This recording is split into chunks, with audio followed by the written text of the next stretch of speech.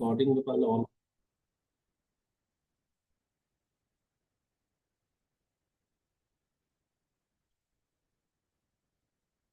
Screen share हो रहा है सभी को? जी सर। देखना इसी तरह से एग्जाम में आएगा। हम थोड़ा सा कोशिश करते हैं शॉर्ट करने का, लेकिन नोट्स डिटेल में बन जाता है तो क्या करें। इटली के एकीकरण के पहले का राजनीतिक मानचित्र, है ना? तो इसको समझ लो, क्योंकि ये तो पीजीटी वाला के लिए है, लेकिन हम लोग अगर कर रहे हैं चर्चा तो सब कुछ को करते हुए चलेंगे। तो एकीकरण के पहले का राजनीतिक मानचित्र में अगर कोई तुमसे पूछे, एक मिनट रुकना जरा सा, इसको हम ये करने दो सेटिंग।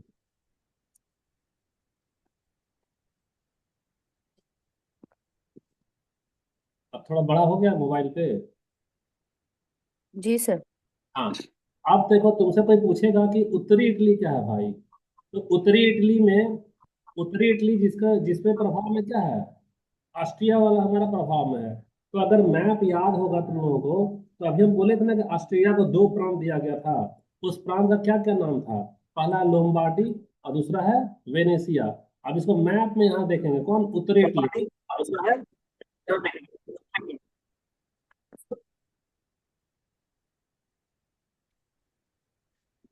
हाँ तुम्हारा ये वाला मैप में, इसमें अच्छे से दिखेगा। ये है लोम्बार्डी और ये है वेनेसिया। ये हमारा किसके प्रभाव में आ गया? उत्तरी इटली के प्रभाव में आ गया। दूसरा वाला देखो, पिडमोंट और सार्डिनिया। तो पिडमोंट और सार्डिनिया में कौन सा वंश का राज था? तो क्या बताओगे, किस वंश का राज था इसमें? तावा है कि क्या सर, बोल रहे हैं? सवाई वंश। कौन सा वंश? हाँ हाँ। क्या? सवाई वंश। सवाए। तो यह राजा था, लेकिन यह संवैधानिक अधिकार दिया था किसको? जनता को। ये जनता का संवैधानिक राजतंत्र था। कैसा था? संवैधानिक राजतंत्र था। पिडमोंट और सार्डिनिया। अब तुम्हारे पास में आता है ये परमा, मोडेना और टस्कनी। तो परमा, मोडेना और टस्कनी के बारे में हम लोग बताएं कि इस पे किसकी सरकार थी? कठपुतली। कठपुतली सरकार थी, जो किसके इशारे पर नाचती थी, बताना। ऑस्ट्रिया। हो गया, ऑस्ट्रिया के इशारे पर। तो ऑस्ट्रिया तो यहाँ भी कब्जा कर लिया, और ऑस्ट्रिया जो है तुम्हारा लोम्बार्डी में भी कर लिया। ये भी तेरा ऑस्ट्रेलिया हो गया, ये भी तुम्हारा कौन हो गया? ऑस्ट्रिया हो गया। यहाँ तो तुम्हारे एक राजा ही है, तो ये वाला तो क्लियर हो गया। अब मिडिल वाला एक मध्य इटली, तो मध्य इटली में किसका प्रभुत्व था, बताना। चर्च का। चर्च का। पोप का। पोप का। चर्च का। इसी के नाम पे इस किसका राज्य का संज्ञा दिया गया? पेपल राज्य। कौन सा? पेपल राज्य। और पेपल राज्य का मतलब समझ जाना कि वहाँ किसका चर्चा है, तो वो पोप का नाम दिया चर्च गया। का। और तुम्हारा देखना यहाँ पर एक आ रहा दक्षिणी इटली। तो दक्षिणी इटली में किसका वंश था हमारा? बुरबान वंश। बोर्बो। और जो दो गो हमारा सिसली राज्य है, यहाँ पर राजा जो है वो कैसा है रहा? यहाँ का राजा, यहाँ का राजा काफी क्या है, क्रूर है। क्रूर था। क्रूर होने के कारण यहाँ पर सबसे विकास कम हुआ। यानी ये कैसा क्षेत्र था? यह पिछड़ा क्षेत्र था। कैसा क्षेत्र था? पिछड़ा क्षेत्र। और सबसे विकसित क्षेत्र कौन सा है? तो सबसे विकसित क्षेत्र लोम्बार्डी और विनेसिया है। ये वाला सबसे विकसित है। और अन्य में आगे तुम्हारा सैन मारिको और मोनाको। तो हमको नहीं लगता कि यहाँ पे किसी को अब डाउट होगा। नहीं अब सर। अब हम लोग देखते हैं इटली के एकीकरण के विरोधी और उनके कारण। कौन कौन सा आदमी था, या कौन कौन सा ऐसा प्रतिष्ठान है या संस्था है जो इटली का एक क्या कर रहा था, विरोध कर रहा था। तो विरोध अच्छे से तभी समझोगे जब ये वाला स्लाइड अच्छे से समझ में आ जाएगा। कैसे? क्योंकि देखो, अगर ये इटली एक होगा तो सबसे पहले ऑस्ट्रिया, ऑस्ट्रिया से तो क्षेत्र छीन लेगा ना। ऑस्ट्रिया को तो मिर्ची लगेगा ही कि क्यों भैया हमारा ये लेगा। दूसरा कि याद रखो, यहाँ पर जो हमारा निरंकुश राजा है, उसकी भी तो राजगद्दी चली जाएगी। अगर भी वो एक देश बन गया तो ये भी तो हमारा विरोध ही करेगा। तीसरा, देखो जो पोप जो चर्च है जो भगवान के नाम पे मध्य इटली पे कब्जा जमाए बैठा है, उसकी भी तो शक्ति छीन ली जाएगी, क्योंकि इसको बोला जाएगा कि भाई सबसे ज्यादा ऊपर कौन है, देश है, राज्य है, पहले राज्य है, बाद में धर्म है। और ये लोग क्या किया था, सबसे पहले धर्म को ऊपर रखा था। तो ये स्लाइड को सहायता प्रदान करेगा इटली के एकीकरण का विरोध करने वालों का सूची बनाने में, कि क्यों विरोध किया और उसके पीछे क्या क्या कारण था। तो ये बताना जरा सा कि लोम्बार्डी और वेनेशिया वाले जो क्षेत्र है वह इटली के एकीकरण का विरोध क्यों करते थे, ये बताओ। बाकी कोई म्यूट कर लीजिएगा, आवाज आ रहा है। ये किसका आवाज आ रहा है? अभी तो सब तो म्यूट ही है। अच्छा ठीक है, मेरा मेरा एक सवाल है सिर्फ,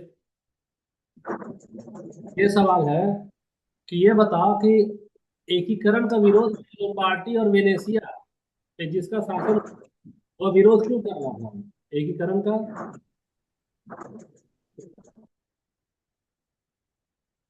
नहीं बता पाओगे? नहीं सर। सर वो राजतंत्री चाहते थे। हाँ क्या बोली अंजलिना, फिर से बोलना। सर वो राजतंत्र ही चाहते थे। देखो, सबसे पहले तो ये समझना कि ये एक अलग देश हो गया, ऑस्ट्रिया एक अलग देश ना हो गया। अगर इटली का एकीकरण होगा तो इटली का जमीन पे ये ना कब्जा करके बैठा है ऑस्ट्रिया, कहाँ कहाँ, लोम्बार्डी और विनीसिया में। साथ ही साथ ये कठपुतली सरकार कहाँ पे बनाया था, ये पार्मा में, मोडेना में और टस्कनी में। तो ऑस्ट्रिया को तो सबसे ज्यादा मिर्ची लगता है, क्योंकि सबसे समृद्ध प्रांत पे कब्जा जमा लिया था। इसलिए ऑस्ट्रिया जो सो चाहता था कि एकीकरण नहीं हो। और परमा, मोडेना और टस्किनी में जैसे कठपुतली सरकार थी, वह एकीकरण का क्या करती थी, विरोध करती थी। ये तो पहला हो गया तुम्हारा। दूसरा, अब ये बताओ मध्य इटली, मध्य इटली का जो क्षेत्र है वह एकीकरण का विरोध क्यों करता था? क्योंकि सर चर्च जो है बाकी राज्यों की ही कर से या टैक्स से पाला करते थे। हाँ सही बोल रही हो, सही बोल रही हो। देखो, मध्य इटली में अगर मान लो कि इसका विरोध इसलिए किया क्योंकि पोप का प्रभुत्व क्या हो जाता है यहाँ पे, खत्म न हो जाता। और पोप की आड़ में दो देश यहाँ पे सेना रखे थे, कौन कौन सा, पहला तो हो गया तुम्हारा फ्रांस, और दूसरा हमारा क्या हो गया, ऑस्ट्रिया। ऑस्ट्रिया। तो फ्रांस और ऑस्ट्रिया जो है सो पोप का प्रभुत्व को क्या देते थे, समर्थन देते थे। तो समर्थन देते थे और इसके बदले में पोप से यानी चर्च से अपना मनमाना फैसला करवाते थे। और आर्थिक रूप से क्या कर रहे थे, शोषण कर रहे थे। इसलिए वो लोग भी क्या कर रहा था, विरोध कर रहा था। अब तीसरा वाला पॉइंट है तुम्हारे पास में कि दक्षिणी इटली जहां पे बुर्बान वंश है, ये लोग जो है सो विरोध क्यों किया? सिंपल सा, देखो ज्यादा सोचो नहीं, अब बहुत अच्छे से तुमको समझाने का प्रयास कर रहे हैं। ये मान लो यहाँ का राजा है, तो ये राजा है, तो सारा जो है सो मलाई कौन खा रहा है बताना, राजा ही ना खा रहा है। राजा। अगर ये मान लो एकीकरण होगा, तो एकीकरण होगा तो जो राजा निरंकुश है, एकीकरण के बाद में सारा मलाई कौन खाएगा बताना? जनता। जनता खाएगी ना। तो जनता खाएगी, तो ये जो राजा है, ये जो राजा है हमारा, राजा तो क्या करेगा, चिंता में पड़ जाएगा कि भाई अगर एकीकरण होगा तो हमारा तो ये सारा का सारा मलाई क्या है, गायब हो जाएगा। इसलिए बुरबान वंश की जो दक्षिणी इटली में, वो भी क्या किया, इसका विरोध किया कि हमको एकीकरण नहीं चाहिए। तो सोचो, जनता चाह रही है, क्योंकि जनता ऑस्ट्रिया के नीति से परेशान है, जनता पोप का नीति से परेशान है, जनता बुरबान वंश के नीति से परेशान है, और साथ ही साथ दो गो जो सिसिली है, यहाँ पर कैसा राजा था, क्रूर राजा था।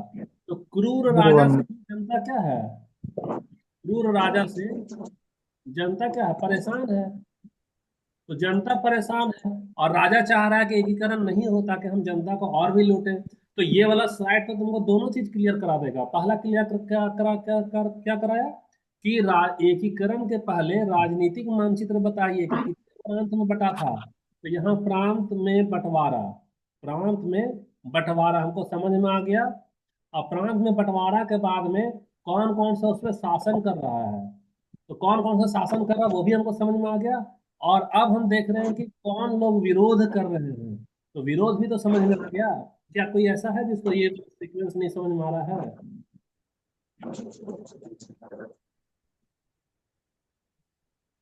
अच्छा, अगर यहाँ तक ठीक है हमारा। अब देखो, यहाँ पर सबसे पहले पूछेगा शासन का तरीका। यहाँ पर पूछेगा शासन का तरीका। शासन का तरीका। तो शासन का तरीका में सबसे पहले जो मध्य इटली है, जहाँ पर इसका पोप का प्रभुत्व है, तो यहाँ पर कैसा शासन था बता सकते हो? यहाँ का जो शासन है वह धार्मिक शासन था। कैसा शासन था? धार्मिक। धार्मिक शासन। धार्मिक शासन। भगवान के नाम पे वो लोग शासन करता था। और इसकी जो राजधानी है वो बताना जरा, इसकी राजधानी क्या थी? रोम। इसकी राजधानी रोम थी। और यहाँ पर जब धर्म किसी भी चीज में प्रवेश करता है तो उसके समाज में क्या फैला जाता है बता सकते हो? रूढ़िवाद। रूढ़िवाद। यानी कि चर्च जो है सो रूढ़िवाद का सहारा लिया, धार्मिक शासन किया। और इस और साथ ही साथ इसको संरक्षण कौन दे रहा था? इसको जो संरक्षण है, अभी तो बताया ना, दो ही ना देश दे रहा है इसको। कौन कौन सा दे रहा है बताना? फ्रांस और फ्रांस और ऑस्ट्रिया। ऑस्ट्रिया। फ्रांस। और क्या है? ऑस्ट्रिया। ऑस्ट्रिया है। तो फ्रांस और ऑस्ट्रिया इसको संरक्षण तो दे ही रहा है। तो जब संरक्षण दे रहा है तो जो पोप है वह एक नियम भी तो बनाता है ना। तो पोप जो भी नीति बनाती थी वह किसके फायदे के लिए बनाती थी? तो इसकी नीति नीति से फायदा अगर होगा तो अंदाजा लगाओ किसको होगा। तो पहला तो ऑस्ट्रिया और दूसरा फ्रांस। फ्रांस। फ्रांस। यानी कि देखो ये लोग कितना चालाकी किया। सबसे पहले पोप को बिठा दिया। पोप धर्म के नाम पे राजा करने लगे कि आपको धर्म के काम पे हमको पैसा दो, ये दो, वो दो। और धीरे धीरे उसको संरक्षण कौन दिया? फ्रांस दिया और ऑस्ट्रिया दिया, ताकि बगावत कुछ नहीं हो सके। फ्रांस वाला अपना सेना भी रख दिया। बदले में पोप क्या बनाता था? ऐसा नियम बनाता था जिससे फायदा किसको होता था? फ्रांस को और ऑस्ट्रिया को होता था। ऑस्ट्रिया। फ्रांस और ऑस्ट्रिया। अच्छा ठीक है। तो ये जो सारा जो अभी हम लोग चर्चा कर रहे हैं, ये याद रखना कि यह चर्चा जो जो मध्य इटली है, मध्य इटली का ही एक नाम दिया गया है। क्या नाम दिया गया? पापल या पोपल जो भी है, पेपल। या पापल या पेपल जो भी। इसको इंग्लिश में लिख देते हैं यहाँ, PAPAL बोला जाता है ना, पेपल स्टेट। यानी कि पेपल राज। तो पेपल राज जहां भी रहेगा एग्जाम में तो समझ जाना कि वह मध्य इटली वाला है। और किससे संबंधित है वो? पोप से संबंधित है। धर्म। धर्म वाला से संबंधित है। अच्छा, अब हम लोग आते हैं सबसे इम्पोर्टेंट। देखो सबसे इम्पोर्टेंट है पिडमोंट और सार्डिनिया। पता है तुमको? पिडमोंट और सार्डिनिया जो है वह इटली का एकीकरण का नेतृत्व किया। इटली के एकीकरण का क्या किया? नेतृत्व किया। नेतृत्व किया। तो अब पहला सवाल ये आता है कि इतना सारा प्रांत में बटा था, तो खाली पिडमोंट और सार्डिनिया में क्या खास बात था जो कि वही इटली का एकीकरण में नेतृत्व किया, बाकी सारा प्रांत तो नहीं कर पाया? तो क्या खासियत था जरा बताना, जबकि हम लोग इसका चर्चा कर चुके हैं, इसमें क्या खासियत था? चलो तुमको एक हिंट देते हैं। पता है हिंट में क्या देंगे? हिंट में तुमको ये देंगे कि शासन का तरीका हम बता चुके हैं कि अलग अलग प्रांत में शासन का क्या क्या तरीका था, कौन कौन से किस तरीके से शासन करते थे। वही तुम्हारा हिंट है। अगर इसको समझोगे तो तुरंत बता दोगे।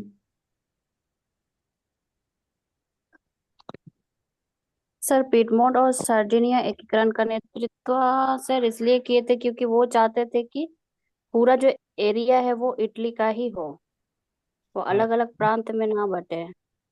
अच्छा, तो यही ख्याल मध्य इटली में क्यों नहीं आया? यही ख्याल पेपल स्टेट में क्यों नहीं आया? यही ख्याल सिसिली में क्यों नहीं आया? यही ख्याल हमारा लोम्बार्डी और वेनेशिया में क्यों नहीं आया? ये ख्याल सिर्फ पिडमोंट और सार्डिनिया में क्यों आया?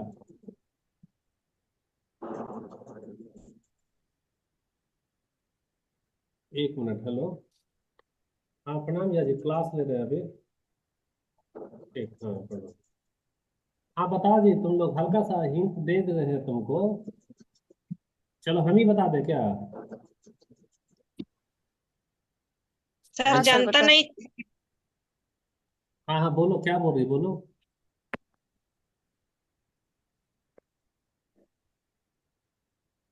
नहीं रिप्लाई देते बन रहा है।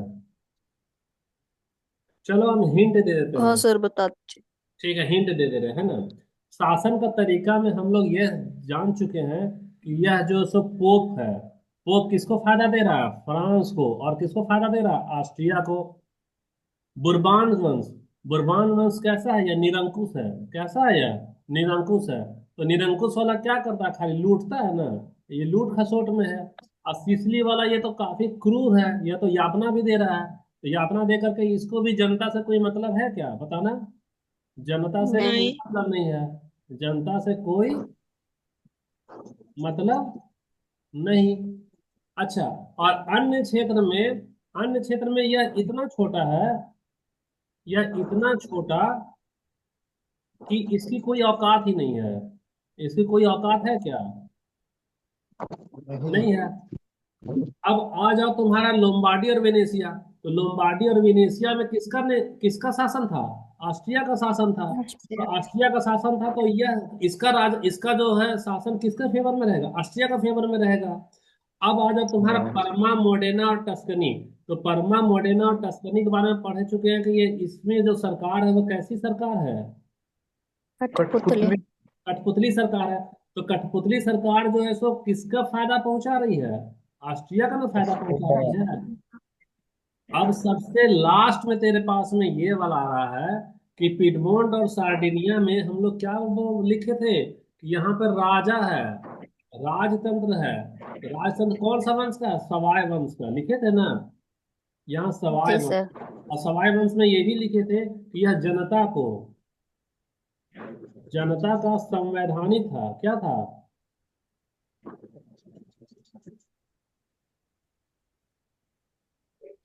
अधिकार। संवैधानिक राजतंत्र, यानी कि जनता की मर्जी से अपना शासन चलाता था यह। तो यह जनता का क्या करता था? भलाई भी चाहता था। तो जब संवैधानिक अधिकार जनता को दिया था, तो इससे हमें क्या पता चल रहा है कि यह जनता का क्या चाहता था? भलाई चाहता था। जनता का भलाई चाहता था। तो जब जनता का भलाई चाहता था, तो इसीलिए इसमें कैसी भावना उभरी? राष्ट्रवाद की राष्ट्रवाद। भावना उभरी। और जब यही राष्ट्रवाद की भावना उभरी, इसीलिए वह यही जो है सो एकीकरण का क्या किया? नेतृत्व किया। अब आया सीक्वेंस समझ में सब कुछ? जी। ठीक है, तो तुम्हारे पास में यहाँ तक तो हमारा क्लियर हो गया कि पिडमोंट और सार्डिनिया जो है वहाँ सवाय वंश का था, और वही है जो हमारा क्या क्या एकीकरण का नेतृत्व किया। अब हम लोग कुछ चीज और को देखते हैं अगला वाला स्लाइड में। अब हम लोग देख रहे हैं यहाँ पे, एक मिनट, स्क्रीन तो शेयर हो रहा है ना? क्या दिखाई दे रहा है तुम लोग स्क्रीन में, बताना जरा। इटली के एकीकरण के विरोधियों और उनके कारणों को विस्तार से बताइए। हाँ, तो अभी हम लोग एकीकरण के पहले का मानचित्र समझ में आ गया, पूरा अच्छे से नक्शा समझ में आ गया, किस प्रांत पे किसका कब्जा था और कौन वहां शासन कर रहा था। तो हमको पता चला कि पिडमोंट और सार्डिनिया है, वही एक ऐसा प्रांत है जहाँ का राजा संवैधानिक अधिकार दिया था जनता को, और वही थोड़ा भलाई चाहता था। बाकी का जो शासक है वह या तो निरंकुश था, या तो राजशाही था, या तो ऑस्ट्रिया का चमचा था, या नहीं तो पोप का सत्ता था। और ये लोग मिल बांट करके खसोट रहा था, लूट रहा था। इसको एकीकरण से दिक्कत था। क्यों दिक्कत था? क्योंकि अभी जो भी मलाई यह खा रहा है, वह मलाई इससे छीन लिया जाएगा। इस वजह से वो लोग क्या करता था? इसका विरोध करता था। तो अब हम लोग पॉइंट बाय पॉइंट करेंगे, क्योंकि पीपीटी में लंबा टाइम बर्बाद हो जाता है। तो सबसे पहले एकीकरण का विरोधी में हम लोग देखते हैं विदेशी शक्ति। तो विदेशी शक्ति में अब तो समझ में आएगा कि ऑस्ट्रियाई साम्राज्य क्या किया था? इटली के प्रांत पे कब्जा कर चुका था। अच्छा, कौन सा इटली के प्रांत पे कब्जा कर चुका था? यहाँ से पूछा जाएगा तुम्हारे से, तो बता सकती है कौन सा है? यहाँ पे होगा हमारा उत्तरी इटली। कौन सा? उत्तरी इटली। उत्तरी इटली। उत्तरी इटली में नाम बता सकते हो क्या क्या होगा हमारा? लोम्बार्डो ओके और सर। वेनेशिया। इस बेने इस पे किसका कब्जा था? ऑस्ट्रियाई साम्राज्य का ऑस्ट्रिया कब्जा का। था। और साथ ही साथ ये तो हमारा एक प्रांत और दो प्रांत हो गया। इसमें तो सीधा शासन था। और हम्म, यहाँ पर लिख रहे हैं डायरेक्ट, डायरेक्ट कंट्रोल। क्या? Direct control. और तुमसे पूछेगा कि इसका इनडायरेक्ट कंट्रोल कहाँ था, बता सकते हो? परमा। हाँ, सही सही जा रही है पार्वती। तीन प्रांत में इसका कठपुतली सरकार था, यानी कि तीसरा, चौथा और पांचवा, इसमें इसका कठपुतली सरकार था। तो वह नहीं चाहता था कि एकीकरण हो। दूसरा अब आ जाए हम लोग क्या, फ्रांस पे। तो फ्रांस में तो ये बताना कि फ्रांस जो है सो किस वजह से इस एकीकरण का विरोध करता था, बता सकते हो?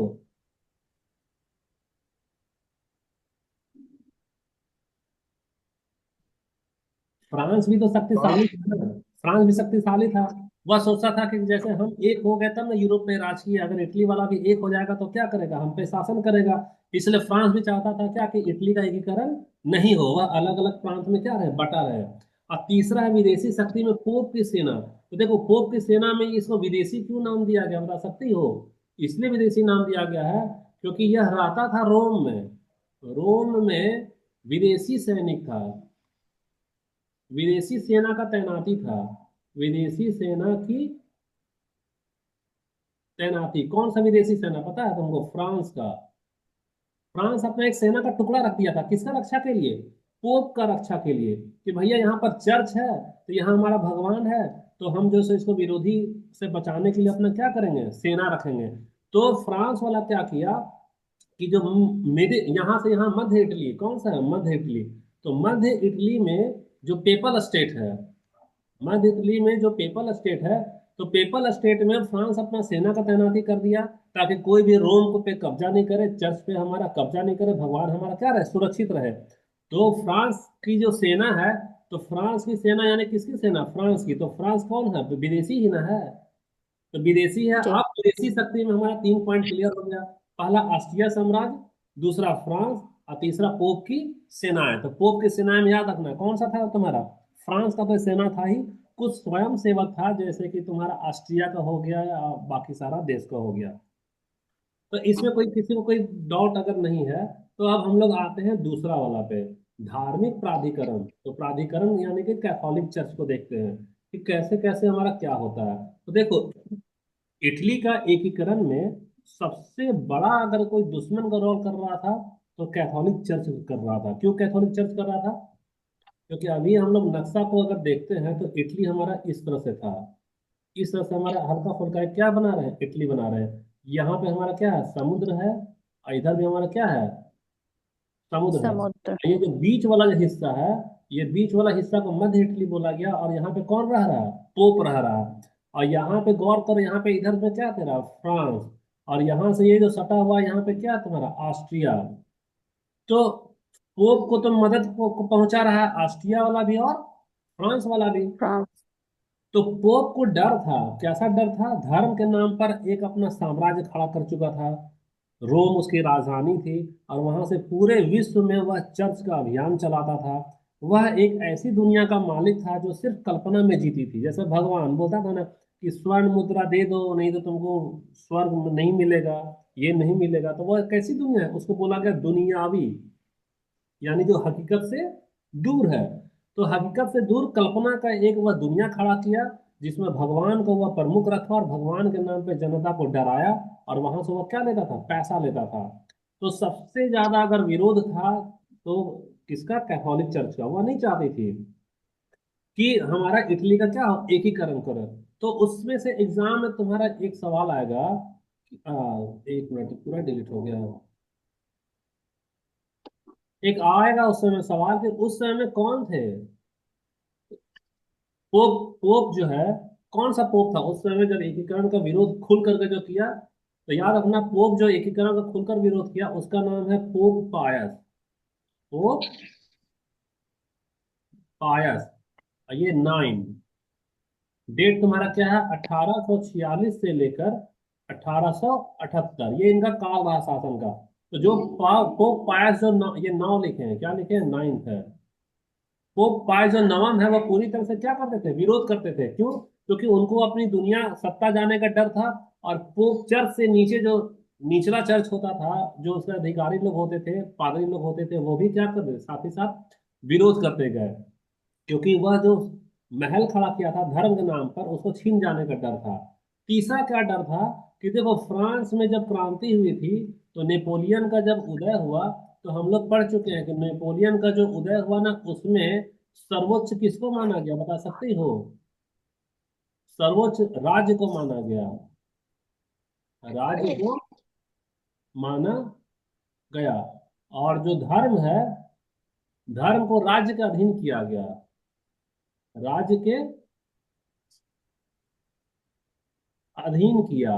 और याद रखना, धर्म के नाम पे ही ना फ्रांस पे शोषण हो रहा था, तो फ्रांस को कैसा बना दिया, धर्म निरपेक्ष बना दिया। धर्म धर्म निरपेक्ष घोषित किया था, किसको, फ्रांस को। क्यों घोषित किया था, सोचा कि अगर हम लोग धर्म से निरपेक्ष नहीं होंगे, तो फिर से धर्म का डर दिखा दिखा कर यह पूरा चर्च क्या करेगा, फ्रांस पे कब्जा कर लेगा।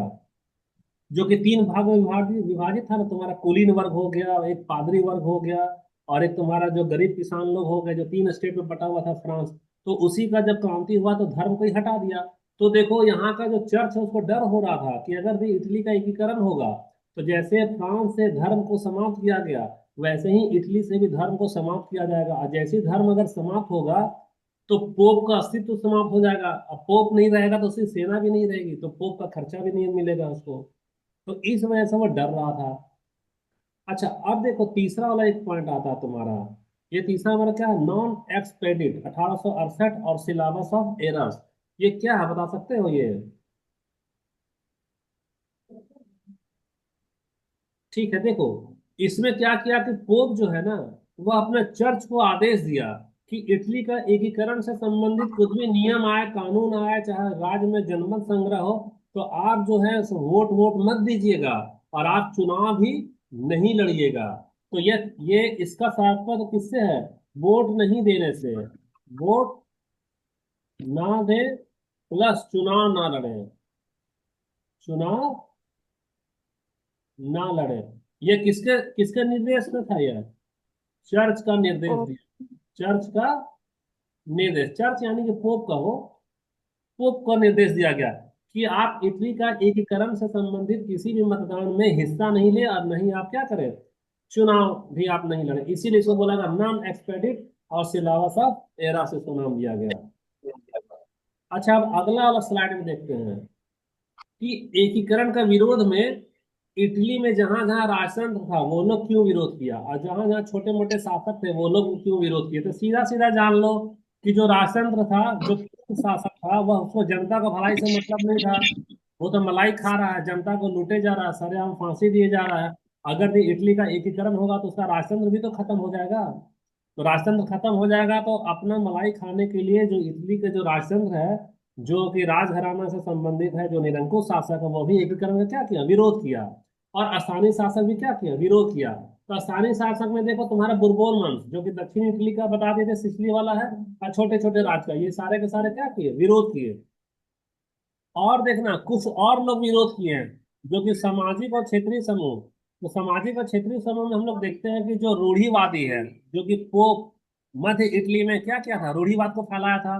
तो जो जमींदार है, जो कुलीन वर्ग है, जो बड़ा बड़ा ऑफिसर है, उसके पास तो पैसा है ना, तो वो लोग क्या किया, विरोध किया।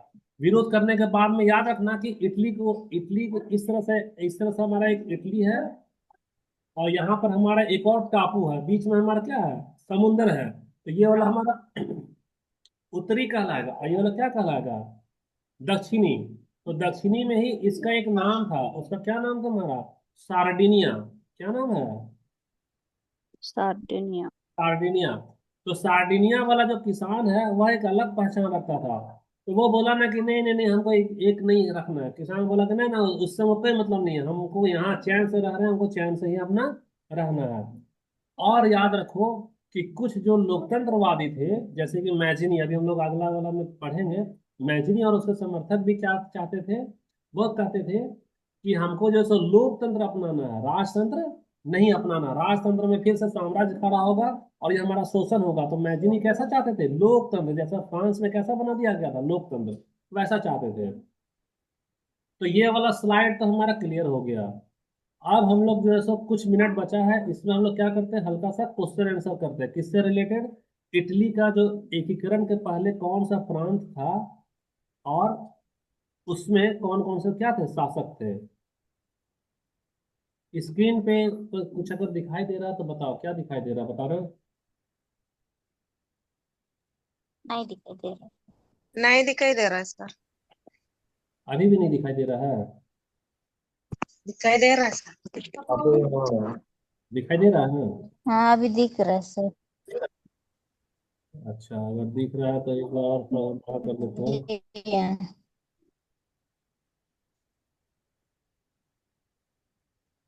आप देखो,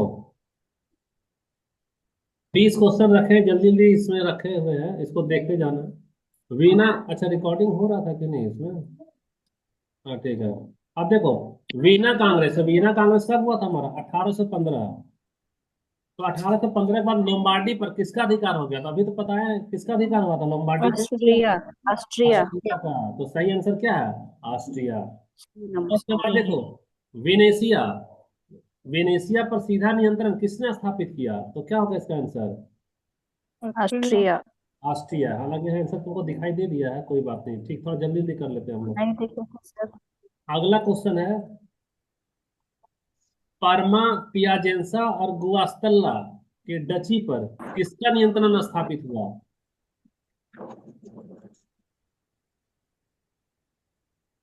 तो ऑस्ट्रिया। मारिया भी। अभी हम लोग इसी को ना बोलते थे कठपुतली सरकार। ये जो तुम्हारा जी हाँ सर। सर, वो तो याद पहला आ रहा प्रांत, था लेकिन दूसरा उसको प्रांत नहीं और याद है। तीसरा प्रांत, इसमें किसकी सरकार बन गई? कठपुतली। और कठपुतली वाला किसके इशारे पे नाचता था? ऑस्ट्रिया के इशारे पे नाचता था। ऑस्ट्रिया। तो ये मारिया लूसिया क्या है? ऑस्ट्रिया के आर्चड्यूक है। ये ऑस्ट्रिया का ही अधीन रहता था, काम करता था और शोषण करता था। तो अच्छा, अगला सवाल, मॉडेना और रेजियो के डची का शासक कौन बना? तो इसका आंसर देख लो, कौन बना इसका? फ्रांसिस्को 4, यानी कि ऑस्ट्रियाई एटे। स्पष्ट रूप से यह किसके प्रभाव में था? यह ऑस्ट्रिया का ही समर्थक करता था यह। अधिकतर जो है सो ऑस्ट्रिया के कब्जे में गया। अगला सवाल हम लोग देखते हैं, टस्कनी के ग्रैंड डची पर किसका नियंत्रण बहाल हुआ?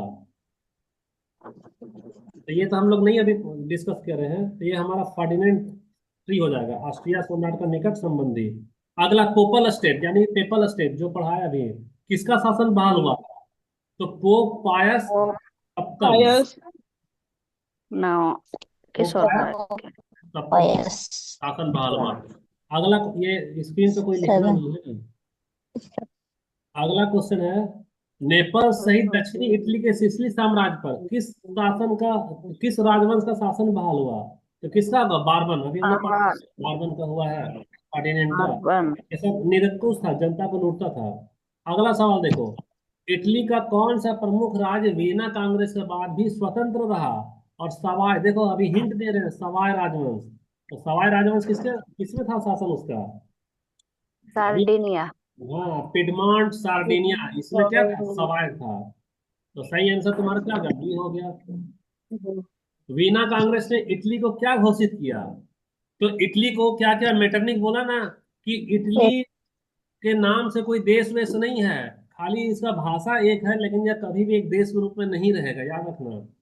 तो इसका सही आंसर होगा कि इटली सिर्फ एक भौगोलिक सपना है। सही में हकीकत में इटली को एक देश के रूप में नहीं बनाया जा सकता, ऐसा कहा और इटली को बांट दिया टुकड़े टुकड़े में, और दूसरे दूसरे देश को दे दिया राज करने के लिए। तो यही याद रखना कि एक भौगोलिक अभिव्यक्ति है। यह कौन बोला था? मेटरनिक बोला था। अच्छा, उत्तरी इटली में ऑस्ट्रियाई प्रभुत्व को मजबूत करने वाली 4 महत्वपूर्ण किलेबंदी कहाँ की गई थी? तो ये तो हमने चर्चा नहीं की है, तो ये पहला, दूसरा, तीसरा और चौथा, ये ऑप्शन हमारा सी हो जाएगा। यहाँ पर हमारा 4 किले बनाया गया था, ताकि ऑस्ट्रिया वाला क्या रहे, मजबूत रहे, कब्जा जमाए रखे। अगला सवाल है कि लुका का छोटा सा डची किसके अधीन दिया गया? तो किसके अधीन दिया गया? तो टस्कनी के ग्रैंड ड्यूक की बहन मारिया लुइसा। 12 नंबर, वीना कांग्रेस के बाद इटली में ऑस्ट्रियाई प्रभाव सबसे कम कहाँ पे था? तो कहाँ पे था? सार्डिनिया में। क्योंकि सार्डिनिया में कौन सा एक राजा था जो कि जनता को क्या दिया था? संवैधानिक अधिकार दिया था। तो सार्डिनिया हो गया। 13 नंबर देखो, पेपल स्टेट्स को पुनः स्थापित शासन किस विचारधारा पर आधारित था? तो प्रतिक्रियावाद और पुनर्स्थापना, यानी कि तुम्हारा धर्म फ्रांस से उसका हटाया था ना, धर्मनिरपेक्ष घोषित कर दिया था, तो उसी का प्रतिक्रिया में ये लोग क्या किया था, वहां पर अपना शासन स्थापित किया फिर से ही। रोम पे चर्च का शासन हुआ था, पेपल स्टेट। किस क्षेत्र पर ऑस्ट्रिया का प्रत्यक्ष नियंत्रण था? तो लोमार्डी और वेनेसिया, इस पे डायरेक्ट कंट्रोल था किसका? ऑस्ट्रिया का। नेपल्स के 12वें राजा फर्डिनेंड वन ने अपने पुनर्स्थापित राज्य का क्या नाम बदल कर रखा? तो नाम उसका बदल कर क्या रख दिया? दो सिसिली का राज्य। साम्राज्य।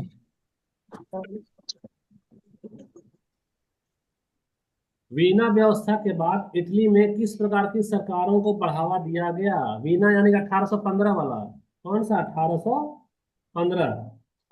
1815 में जब नेपोलियन को हराया, उसका क्षेत्र लूटा, तो कैसा सरकार को दिया? निरंकुश। कुछ राजतंत्र, निरंकुश।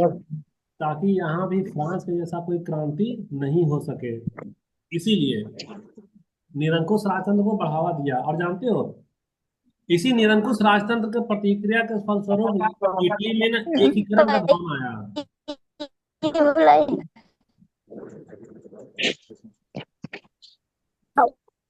17 नंबर देखो, इटली के किस क्षेत्र पर इनडायरेक्ट कंट्रोल था? तो अभी हम पढ़ाए हैं, इनडायरेक्ट कंट्रोल किस पे होगा?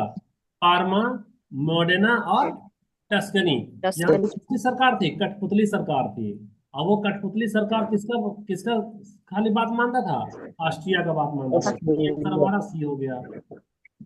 18वां नंबर क्वेश्चन देखो, वीना कांग्रेस के निर्णयों का मुख्य उद्देश्य इटली के संदर्भ में क्या था?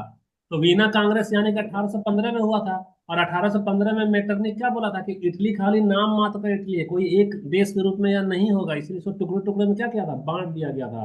तो इसका सही आंसर क्या होगा? कि फ्रांसीसी क्रांति और नेपोलियन के युद्धों से पहले की स्थिति को बहाल करना, ताकि फ्रांस के जैसा फिर से कोई ताकतवर नहीं रहे, और साथ ही साथ ऑस्ट्रिया को वर्चस्व स्थापित करना। मेटरनिख ऑस्ट्रिया से संबंध रखता था, इसीलिए वह ऐसा समझौता कराया ताकि ऑस्ट्रिया का क्षेत्रफल थोड़ा ज्यादा बढ़ा दे दिया हो। तो सही आंसर क्या हो गया इसका? बी। अब सेकेंड लास्ट क्वेश्चन है, इटली में ऑस्ट्रिया नियंत्रण का विरोध करने वाला सबसे महत्वपूर्ण स्वदेशी राज्य कौन था? तो तुम्हारा होगा सार्डिनिया, क्योंकि यहाँ का राजा राजा कैसा था? जनता का भला चाहता था, पिडमॉन्ट और सार्डिनिया, और ये लोग जनता का संवैधानिक अधिकार से राजतंत्र चलाता था। और अब आज का लास्ट क्वेश्चन है, वीना कांग्रेस के बाद इटली में किस देश की सेनाएं तैनात थी? किस देश की? तो ऑस्ट्रिया की सेना तैनात थी। कहाँ पे? लोम्बार्डी और वेनेसिया में, और साथ ही साथ क्वाड्रिलेटरल में भी। यहाँ पर वो ऑस्ट्रिया की सेना तैनात थी, और साथ ही साथ फ्रांस की सेना तैनात थी। लेकिन कहाँ पे पता है? फ्रांस की सेना जो है, फ्रांस की सेना पेपल स्टेट पे थी। कहाँ पे? मध्य राज्य में। हाँ, वो मध्य मध्य इटली में। कहाँ पे? मध्य मध्य इटली में तैनात थी। तो आज का क्लास इतना ही है। अभी हम लोग इटली के एकीकरण के पहले की स्थिति देख लिए, और